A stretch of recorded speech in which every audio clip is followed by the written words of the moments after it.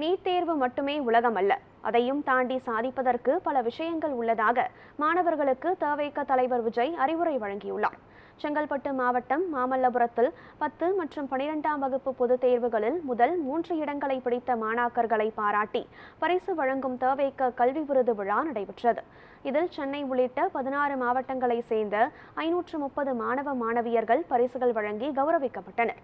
விழாவில் பேசிய தவேக தலைவர் விஜய், நீட் தேர்வு மட்டுமே உலகம் அல்ல என்று கூறிய அவர், நீட் தேர்வையும் தாண்டி சாதிப்பதற்கு பல விஷயங்கள் இருப்பதாக தெரிவித்தார். பிரிவினையை வளர்க்கும் ஜாதி, மதம் ஆகியவற்றின் பக்கம் மாணவர்கள் சென்றுவிடக் கூடாது என்றும் அவர் அறிவுரை வழங்கினார். மக்களிடம் கொள்ளையடித்தவர்கள் வரும் தேர்தலில் வண்டி வண்டியாக பணத்தை கொண்டு வருவார்கள் என்று தெரிவித்த விஜய், யாரும் காசு வாங்கிக் கொண்டு வாக்களிக்க கூடாது என்று தெரிவித்தார்.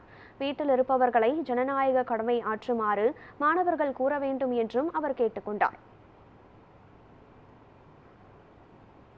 படிப்பில் சாதிக்கணும் தான், படிப்பும் சாதனை தான், அதான் மறுக்கலை.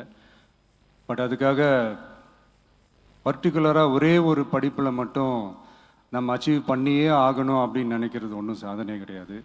ஒரே விஷயத்தை பற்றி திரும்ப திரும்ப யோசித்து உங்கள் ஆங்ஸைட்டியை ஏற்றிக்காதீங்க. அவ்வளோ ஸ்ட்ரெஸ்ஃபுல் ஆக வேண்டிய அவசியம்லாம் ஒன்றுமே கிடையாது. இது நான் ஏன் சொல்கிறேன்னா, நீட்டு மட்டும் தான் உலகமா?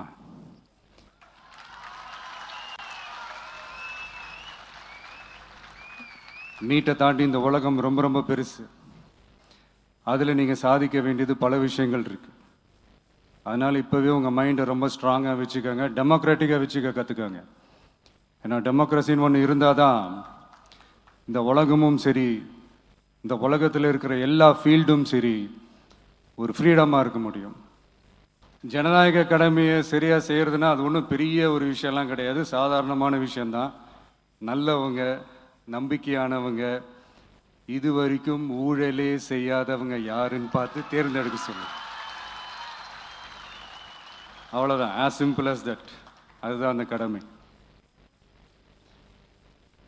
நான் ஒரு 2 years பேக் இதே ஸ்டூடெண்ட்ஸ் ஃபங்க்ஷனில் நான் சொல்லியிருந்தேன், இந்த காசு கொடுத்து ஓட்டு வாங்கி ஜெயிச்சிடலாம்னு நினைக்கிறாங்க இல்லையா, அவங்கள அந்த கல்ச்சரே யாரும் என்கரேஜ் பண்ணாதீங்க, யாரும் காசு வாங்காதீங்க, உங்கள் பேரண்ட்ஸ்கிட்டையும் எடுத்து சொல்லுங்கன்னு நான் சொல்லியிருந்தேன். அதை அப்படியே ஃபாலோ பண்ணுங்க. ஆனால் நீங்கள் வேணா பாருங்க, அடுத்த வருஷம் என்ன நடக்க போகுதுன்னு. வண்டி வண்டியாக கொண்டாந்து கொட்ட போகிறாங்க. அது அத்தனையும் உங்ககிட்ட இருந்து கொள்ளையடிச்ச பணம் தான். என்ன பண்ண போறீங்க? என்ன பண்ணணும்னு உங்களுக்கு கரெக்டாக தெரியும். அது நான் சொல்லி தான் புரிய வைக்கணும்னு ஒன்றும் அவசியம் இல்லை.